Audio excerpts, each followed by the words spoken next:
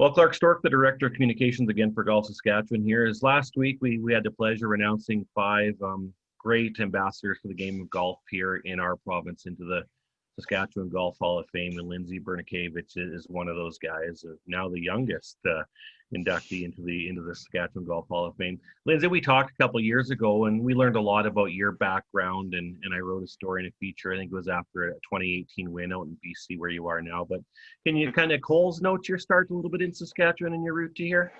Yeah, you know what? I mean, obviously born in Saskatoon, but raised most of my childhood in Regina. And started, I mean, we were a hockey first family, I would say, growing up, but did start playing golf at a pretty young age. And it was kind of hockey all winter and golf all summer for pretty much my whole childhood. I mean, when you talk about grassroots starts, I think I learned how to play on the 9-hole sand green golf course in Kelleher, Saskatchewan was probably my earliest introduction to the game. So I still putt better on slow greens than fast greens, I think, because of the sand greens as a kid. But yeah, I mean, grew up as like living the dream. Junior golf was affordable in Regina, and at various times I was members of almost every course in Regina. I think growing up, I was a member at the Royal Regina, and for a while I was a member of all three city clubs, which cost me $150 a summer to be a member there, and worked out at Emerald Park, which is now Aspen Links. So kind of had all my bases covered. And even later on as an intermediate, I joined the Wascana. So I kind of had the full gambit of golf in Regina, and just played golf all day, every day, all summer. When I wasn't working a summer job at a golf course. So I've always been around golf, and just really fell in love with it. Probably started competitively really thinking about competing when I was, 12, 13, 14 years old, got into the competitive side. I was fortunate enough to have parents, my mom in particular, who would drive me to the golf course every day or drive me to tournaments.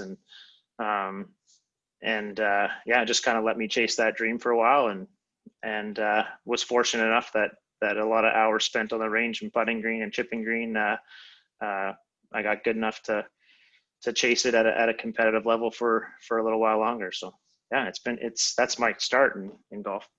Yeah, and it's obviously led you to where you are today, a haven for us prairie guys. We were just joking, it's -10, and there's probably 3 feet of snow, but you're still running a course that's open today in the middle of November in Victoria. And so, yeah, I guess we're going to get to the honor. That's why we're talking today about last week's announcement. But when did you realize that this sport was going to give you an opportunity to, take it internationally and around the world? Because, a lot of guys, you travel around Saskatchewan or maybe the nation, but you've taken it to that extra level.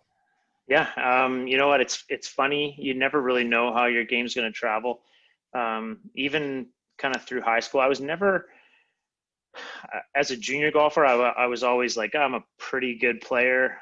I really didn't have an idea that I could get to another level till I got to university and started playing university golf. And even that's kind of when I went away to university, came out to the West Coast to UBC here and played on the golf team. And when I would come back in the summers, I realized, oh wow, now I'm better than all these guys back home. And that's when I started to win Sask Ams, and started to kind of have that belief that my game was good enough to compete for sure at a college level. I had a pretty decent college career, and then had some good successes at amateur tournaments outside of Saskatchewan, kind of in those college years. So that's when I kind of was like, oh, maybe there might be something to this. Yeah, and a mark that may never be touched. Maybe it will, but 4 straight. I mean, I think Jim Sissons does have 6, so he has the most. But you have 4 consecutive. That's remarkable, isn't it? Do you look back on that fondly because you think, wow, geez, Yeah. I really did win 4 in a row. That's unthinkable. Yeah, it's kind of funny to think back, and I often think, like, why didn't I stay for the 5th? Because I didn't play I didn't play the 5th. I was living out in Vancouver, and that 5th year, I ended up playing the BCM and had the lead going into the final round, and then lost in the final round. So, but I was like, why didn't I go back? Like, but yeah, no, four in a row mean, thinking back on it, I have some really fond memories. Like one in particular, I remember my dad is a bit of a nervous wreck when he's watching his kids play sports. So I remember he didn't come out to watch me at all. It was I was a member at the Wascana. The Sask was at the Wascana that year. Um, and he didn't come watch me hit a shot until the back nine of the final round when I had a 10-shot lead. So it was pretty funny. My parents all stayed away, and but yeah, it was a fun little run for sure. And it was, for me, winning the AMs was a bit of like, I didn't really ever win. I didn't win a Sask junior. I didn't win a juvenile. I made some Sask junior teams and juvenile teams, but I didn't really have that success until I was a little older. So the amateur was kind of like a thing when it became a really big deal to win that first one, and then to be able to defend it a few times was really fun. Yeah, absolutely. So you get the call, whether it was last week from the secretary Brian Lee, who obviously you know well. Yeah. And what was going through your mind? And we were joking, yeah, only 40 years old now, the youngest member. And you're thinking, well, is it, maybe this is too soon, but is it an honor? Oh, it's a huge honor. The first thing I did was get on your guys' website and kind of see who else is in the hall, and I start looking through and I go, I know like 70% of these guys and gals in there. So like maybe it does feel young. We were just joking before we got on that I hope my best days in golf aren't behind me, but it's a tremendous honor just to feel like I belong in that company, and just to be recognized for something that, in my mind, I guess those amateurs, they do feel a long time ago now, even though I don't feel like I'm that old. Nominated by Tyler Wright, obviously a good friend of yours. You're very similar in age. You've played a lot of golf together, and in the nomination form, like Cole's notes, he said you are one of the, possibly the greatest amateur golfer to come out of our province. What does that mean to hear that? Oof, well, it's funny because I don't think of myself as the best golfer to come out of the province. So maybe the amateur. I've never really thought of that before. I think growing up with Graham a lot and playing a lot of amateur golf with Graham, and then seeing how successful he's been in his career and gone on to be, that I don't ever view myself as that in any way, shape, or form. But for a while there, I was pretty good, but probably not all time. We have some amazing athletes that have come out of Saskatchewan, and it's really cool just to be a part of that.